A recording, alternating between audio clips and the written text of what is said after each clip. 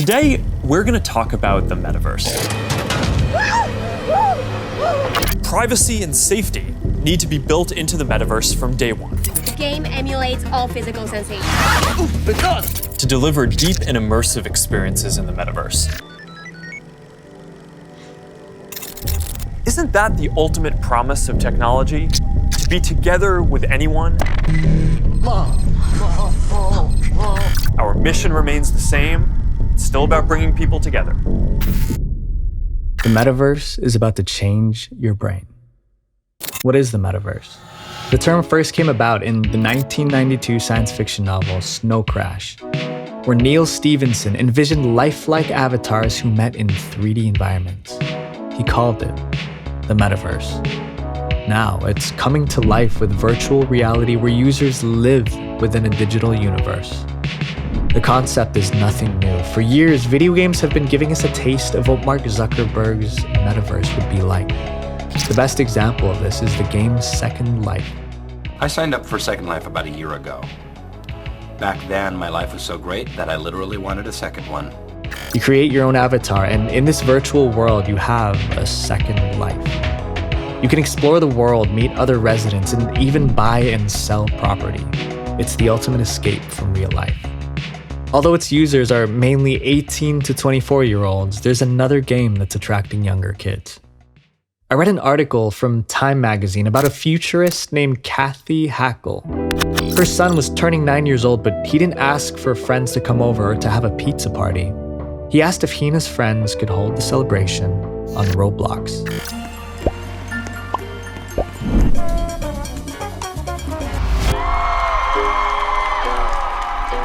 On the platform, users can play a multitude of games, and Kathy's son's friends would attend the party as their virtual avatars. Kathy explained, just because it happens in a virtual space doesn't make it less real. It's very real to my son. This is just a glimpse of what the metaverse holds. The future is coming, but is it going to be a bright one? This isn't about spending more time on screens. It's about making the time that we already spend better. In the metaverse, you'll be able to experience an endless virtual world where you can do things you only once dreamed about.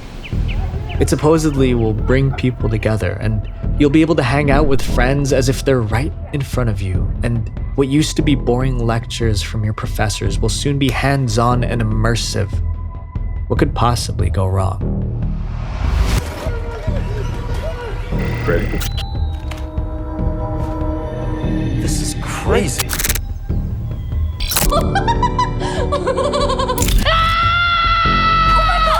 Virtual reality is a developing technology, but just like how we didn't realize cigarettes were bad for us until 1964, we don't know the long-term effects of living in a virtual world.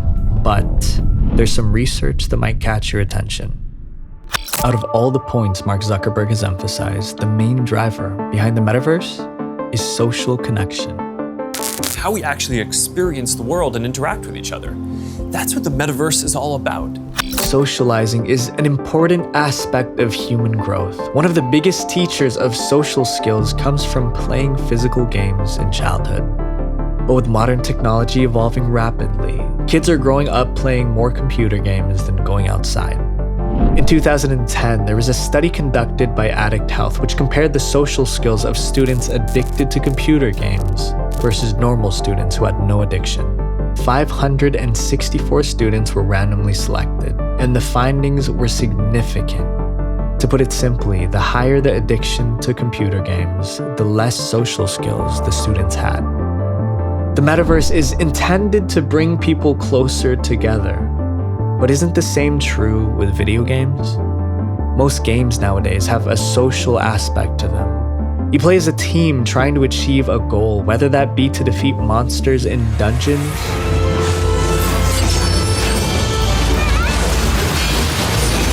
or to be the last one out of 100 people to survive. But despite the intention, studies still show that you're isolating yourself more compared to physical interactions. Rodents that have been isolated from other rodents show dysregulated signaling in the prefrontal cortex, which is the part of the brain responsible for socializing. It's also been studied that it would even decrease in size due to not enough social interaction. We already know the effects of video game addiction, but what if we take it a step further? What happens to your brain when you mesh virtual reality with real life?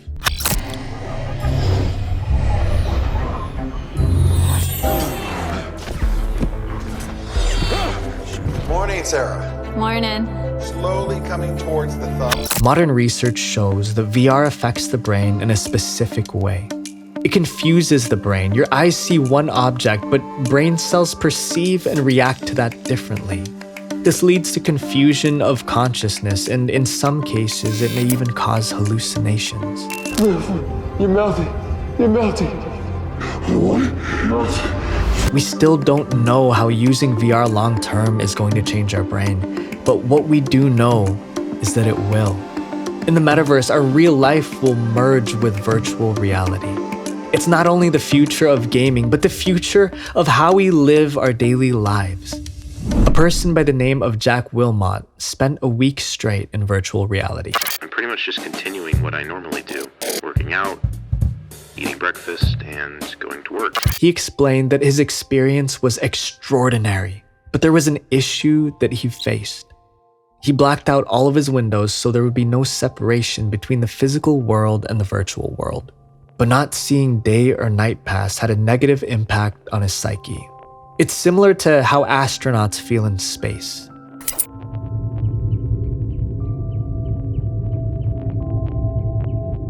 They have a complete disassociation of the time of day. Your circadian rhythm regulates your sleep and wake cycle and repeats every 24 hours, but in VR, there is no night or day. Jack was able to counteract this by matching the time in the real world with simulations in the virtual world. With a morning cup of coffee, he would be in a virtual field looking at a sunrise. And at night, he would quest in the moonlit world of Skyrim. After 1 week, his experience was a success. But what happens after 365 days? Would people feel the same? We are creatures that are motivated by decreasing pain and increasing pleasure. In the virtual world, we would have access to unlimited amounts of immediate pleasure. Most of us wouldn't care whether it's day or night. The problem is that excessive dopamine isn't meant to be released in your brain for hours on end. When dopamine is released all day, it no longer gives us the same high, thus leaving us craving more. This is how video game addictions are formed. But metaverse addictions? I can't even imagine. We're already not meant to live the way we do. We work 40 to 60 hours a week to pay for material possessions that we don't need. We see less of our family, and we plug into technology and unplug from the real world. It's scary to think that one day we're going to have to live without our mother or father or brother or husband or wife. One day we're gonna have to walk this earth without our friends by our side. We're too focused on our screens and disregard the people around us. But here's my challenge for you. Unplug from all your devices for an hour a day and go spend time with someone in the real world. Appreciate your loved ones while you still can, because none of us are going to be here forever. Give me a thumbs up, subscribe, and then hit the bell icon only if you want to. And if you watch these videos right here, I guarantee you'll learn at least one new thing that you can apply in your life today. Now go make the world a better place. Visual Venture.